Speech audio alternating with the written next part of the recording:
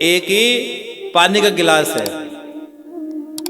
सुख जी, एक पानी का गिलास है, और पानी के गिलास में अगर मक्खी गिर जाए तो क्या पानी को गिराओगे कि मक्खी को गिराओगे? पानी को गिराओगे। आप सही बोले हो। और वही मक्खी घी में गिर जाए तो मक्खी निकाल दोगे। मक्खी तो वही है, पानी में गिरी, आपने पानी को गिरा दिया, और वही मक्खी अगर घी में गिर गई तो आपने मक्खी को निकाल दिया। चुपके से निकाल दोगे, पता ही नहीं लगने तो कट गई मक्खी, क्योंकि आपकी नजर में घी कीमती है। जब तक आप कीमती हो तब तक लोग आपके साथ हैं, और जब तक आपने अपनी कीमत का, दादाजी को पोते को दादाजी तभी अच्छे लगते जो चॉकलेट खिलाते हैं। ले इधर आ, ले जा 100 रुपये, ले जा 500 रुपये, तब तो दादाजी दादाजी दादाजी। अरे नहीं देता, कोई मतलब नहीं यार, तू देता ही नहीं दादा, फालतू। ये बातें होती है फिर।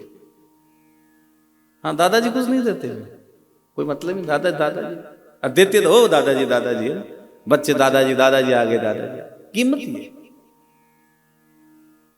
और हाथी को अकेले छोड़कर चले गए, और अकेले आए, फिर अकेले ही जाना है, ध्यान रखना। ये संसार में जो लोग मिले न, केवल दुनिया का रेला मेला मिला है, ये केवल भजन को बाधित करने वाले लोग हैं। जो भी संसार में आपसे जितने ज्यादा लोगों से रिश्तेदारी जोड़ोगे, वो सब के सब तुम्हारे भजन में बाधक बनेंगे। हाँ, भजन में विक्षोभ नहीं होना चाहिए, भजन में कोई बाधा नहीं होनी चाहिए। हाँ, और हाथी नहीं छूट पाया, और हाथी की अंतिम सांस से आगे 10,000 हाथी का बल था, और अंत में हाथी हार गया, और हाथी की एक अंतिम सांस बची थी, अंतिम सांस।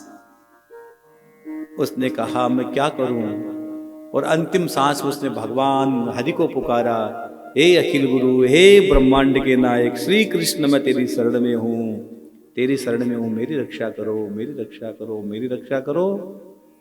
और भैया, दुनिया में कोई नहीं आया हाथी को छुड़ाने के लिए, रिश्तेदार परिवार के नाते सब लोग भाग गए, लेकिन जब भगवान को पुकारा तो भगवान दौड़ कर आए और हाथी को सूंड पकड़ के बाहर निकाल दिया। बोले भक्त वत्सल भगवान की जय हो।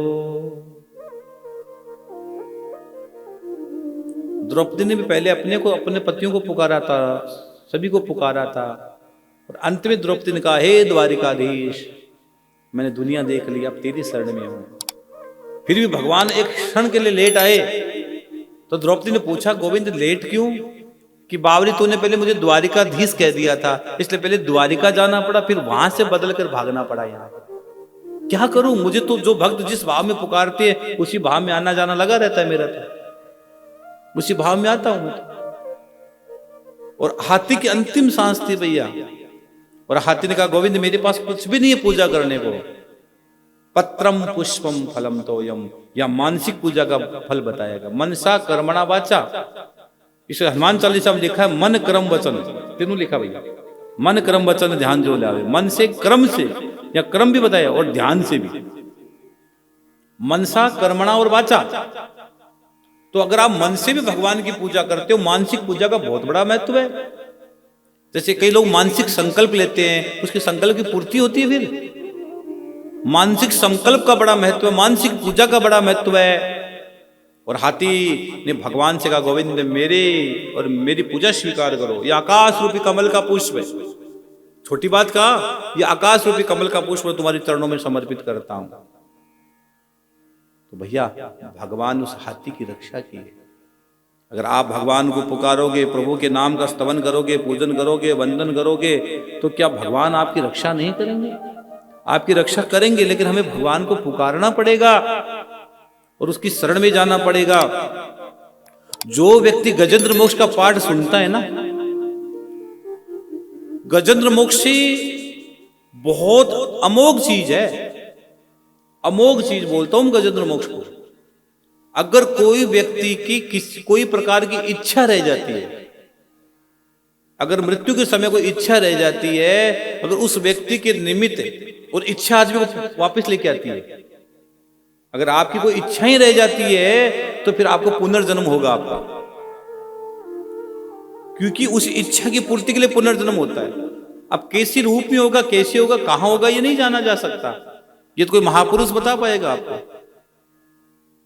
हाँ, इच्छाओं की पूर्ति के लिए।